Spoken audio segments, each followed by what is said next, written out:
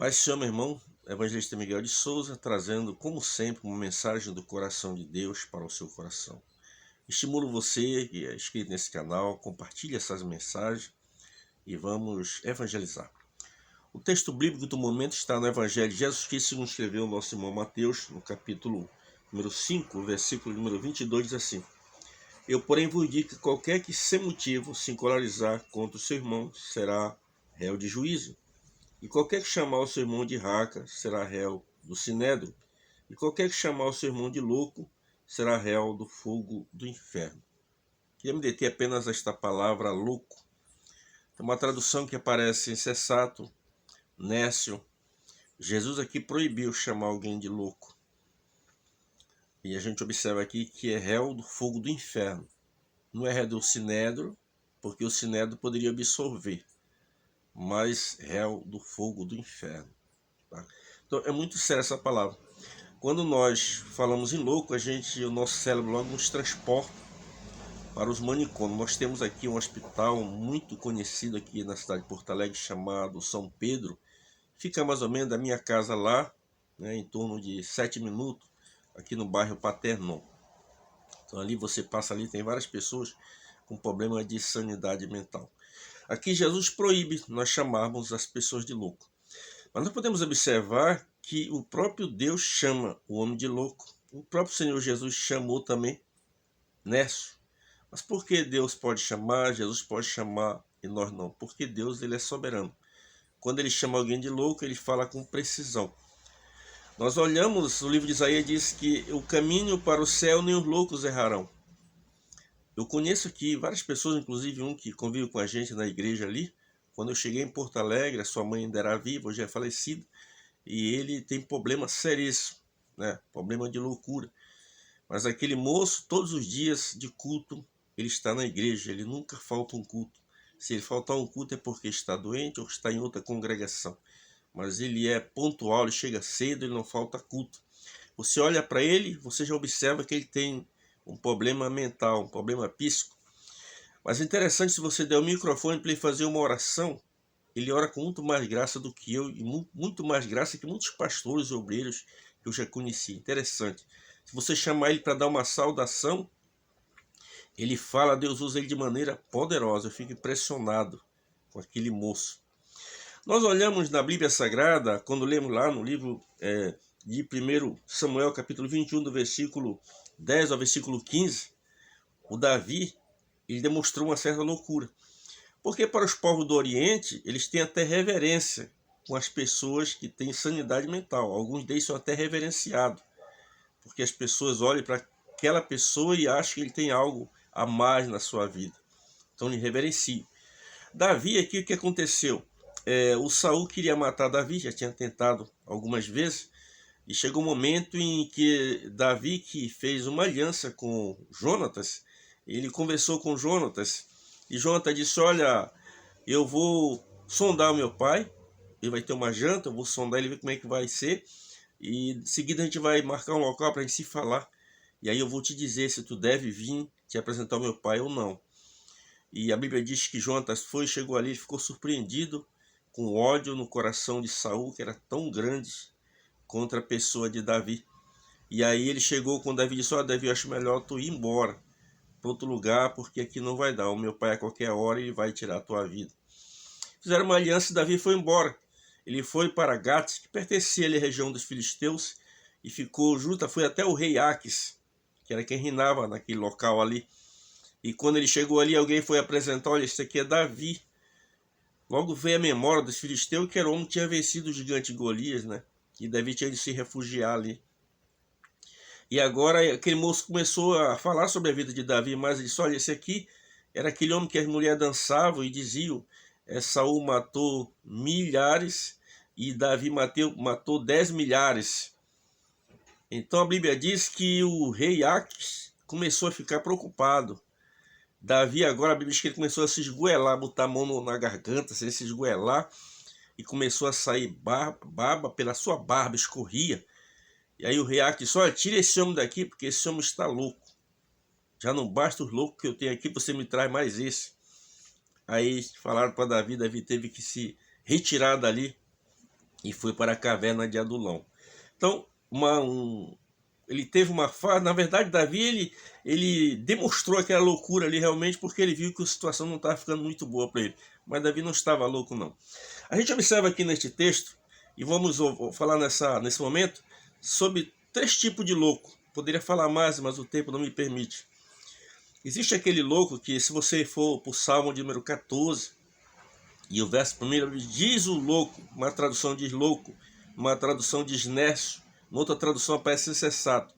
Diz o nécio, ou insensato, ou louco, no seu coração não existe Deus. Então, aquela pessoa que se apresenta como ateu, ele diz que não crê em Deus. Então, aquela pessoa que ignora Deus na totalidade.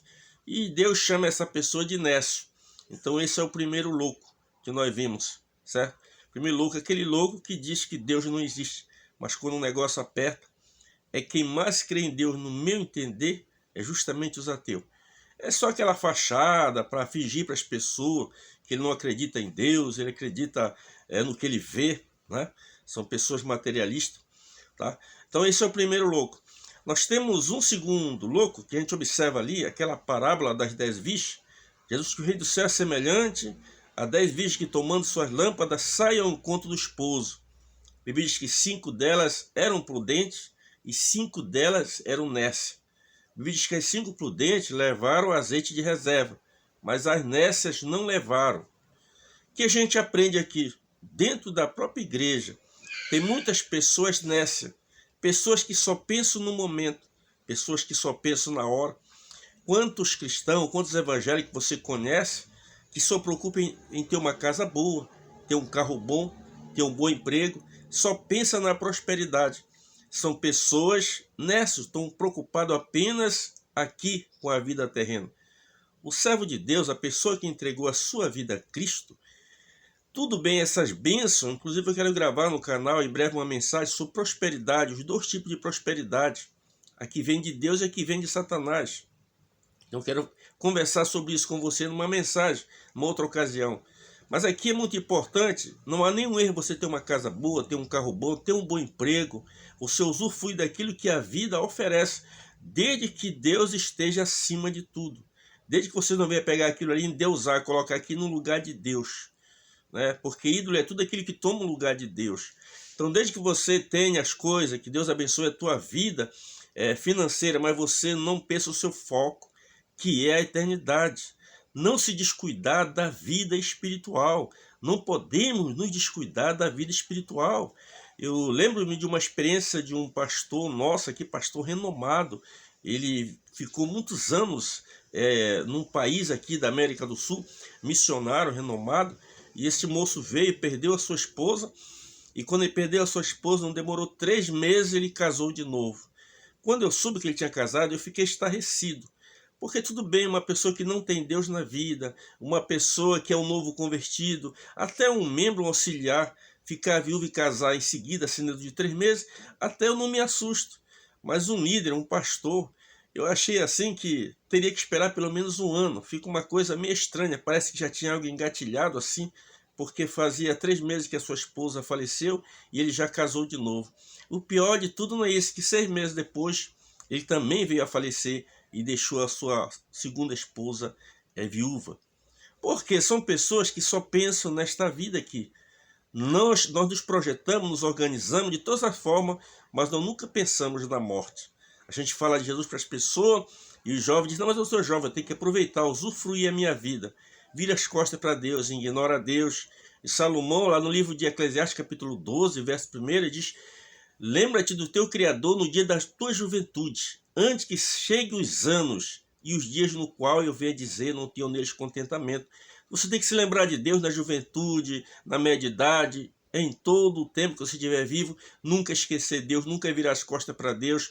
Está trabalhando hoje, mas com aquela convicção de que Jesus pode vir a qualquer momento e você está preparado para subir com Jesus. Você tem que viver a cada dia como que se, por exemplo, daqui a 10 minutos você fosse falecer, mas a tua vida tem que estar bem com Deus. Não podemos relaxar no quesito da nossa vida espiritual. Então essas 5 virgens ali, Nécia, elas só pensavam naquela cerimônia de casamento, mas elas não imaginavam que o noivo ia tardar, ia demorar, que elas iam adormecer.